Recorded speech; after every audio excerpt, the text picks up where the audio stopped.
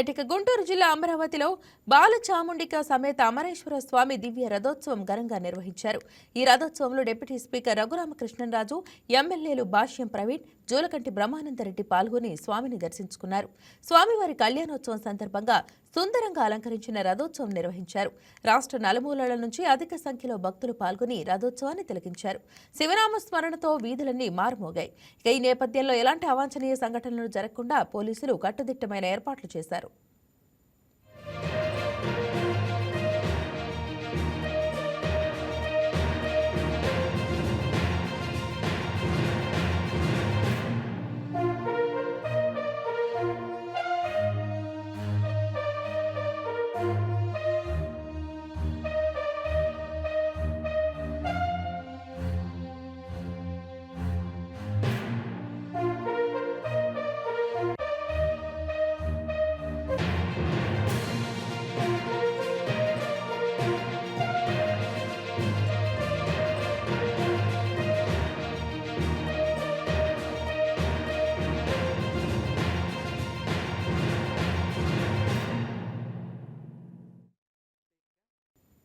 ఈ వీడియో మీకు నచ్చినట్లయితే లైక్ కొట్టి షేర్ చేసి మా వైకే టీవీ ఛానల్ని సబ్స్క్రైబ్ చేయండి.